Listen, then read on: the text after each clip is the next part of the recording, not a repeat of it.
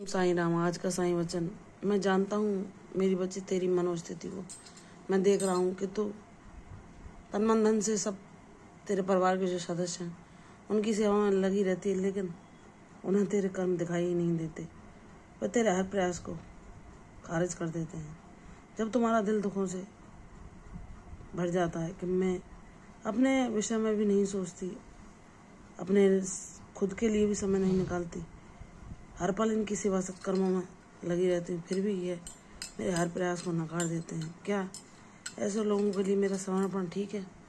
मेरी बच्ची, सब कुछ मेरी मर्जी से होता है।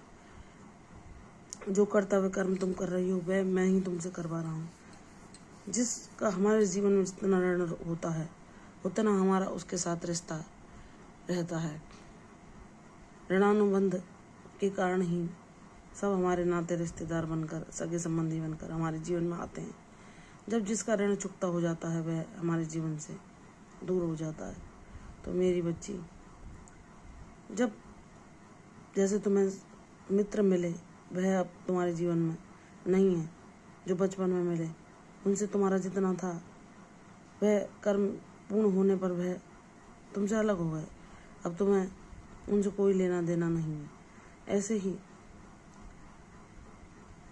जो ये रिश्ते हैं जो तुम्हें दुख पहुंचाते हैं, ये तुम्हारे पिछले जन्म के ऋणानुबंधों के कारण ही तुम्हारे नाते रिश्तेदार बनकर तुम्हारे जीवन में सम्मिलित हैं। जब इनका ऋण तुमसे समाप्त हो जाएगा तो ये भी तुमसे अलग हो जाएंगे। चिंता न कर मेरी बच्ची, बस तू अपने कर्म पथ पर प्रयासरत रहे। तेरा साईं है तेरे साथ, हर पल तुझे संभालने के लिए, हर पल तुझे सहारा देने के लिए, हर विपत्ति से तुझे उबारने के लिए। तू चाहती है ना कि तू स्वाभिमान भरा जीवन जी सके, तू स्वयं अपने ऊपर आत्मनिर्भर हो सके, तू स्वावलंबी बन सके, तुझे किसी के आगे वह शब्द ना सुनने पड़े जो तेरे आत्मसम्मान को ठेस पहुंचाते हैं। तो मेरी बच्ची, वह समय भी शीघ्र तेरे जीवन में मैं ला दूंगा। मैं तुझे उस रास्ते पर पहुंचा दूंगा जहाँ तेरे जीवन में अवसर आएंगे जो तुझे तेरे जीवन में सारे अभावों को मिटा देंगे, तुझे प्रगति की ओर ले जाएंगे। अपने बाबा पर विश्वास कर। जब तूने विकट से विकट परिस्थिति में मुझ पर विश्वास रखा है, हर संघर्ष को मेरा नाम लेकर झेला है, हर दुख परेशानी में मुझको ही जपा है, तो निराश क्यों होती है? मैं मानता हूँ कि बहुत लंबा समय हो गया तुझे संघर्षों को सहते सहते, लेकिन मेरी बच्ची, यह तुझे एक नायाब हीरा बनाने के लिए था। अब तेरे सारे अशुभ कर्म समाप्त हो चुके हैं।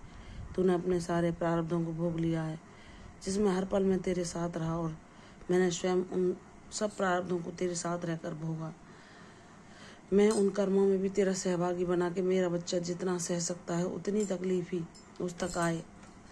बाकी मैंने स्वयं झेलकर सारे तेरे कर्मों को नष्ट कर दिया है। मेरी बच्ची, अब निराश न हो। यह लोग जो तुझे दुख कष्ट पहुंचाते हैं, ऐसे लोग भी तेरे जीवन में हमेशा नहीं रहेंगे। तेरी दुनिया अलग होगी, तू विकास के मार्ग पर चलेगी, तू अपने जीवन में वह पाएगी जो तूने सोचा है। तू चाहती है ना मैं इस चक्रव्यूह से मुक्त हो जाऊं बाबा, मैं चाहते हुए भी इस चक्रव्यूह को नहीं तोड़ पा रही। तो तेरा साईनाथ है ना तुझे मार्ग दिखाने के लिए। तू बस मुझ पर दृढ़ विश्वास कर, श्रद्धा सबूरी रख। सही समय आने पर मैं ऐसे अवसर भी भेज दूंगा जो तुझे इस चक्रव्यूह से बाहर निकाल देंगे। ऐसे मित्र तेरी सहायता करेंगे इस जंजाल से तुझे बाहर निकालने में। वो मेरी ही प्रेरणा से तेरे जीवन में आएंगे। इसलिए अपने बाबा की लीला पर विश्वास कर। मैं शीघ्र ही तुझे सारे कष्टों परेशानियों से मुक्त करके तेरे जीवन में शांति को, जो तू कहती है ना मेरे बाबा मेरे जीवन में शांति को स्थिर कर दो, शांति, सौभाग्य, समृद्धि, आरोग्य, मैं सब कुछ तुझे दूंगा मेरी बच्ची। मैं तेरी सेवा धर्म से, तेरे सत्कर्मों को जो तूने चुना है, मेरे दिखाए मार्ग पर तू चलती, उससे मैं बहुत प्रसन्न हूँ। मैं तेरी झोली को शीघ्र अपने आशीर्वादों से भर दूंगा। मुझ पर विश्वास कर मेरी बच्ची। तेरे हर एक आंसू को मैं मुस्कान में बदल दूंगा। तेरी हर पीड़ा को मिटाकर मैं शांति, प्रसन्नता और खुशहाली में बदल दूंगा। अपने बाबा पर विश्वास कर, तेरी जीत अवश्य होगी। प्रसन्न रहो, यशस्वी हो।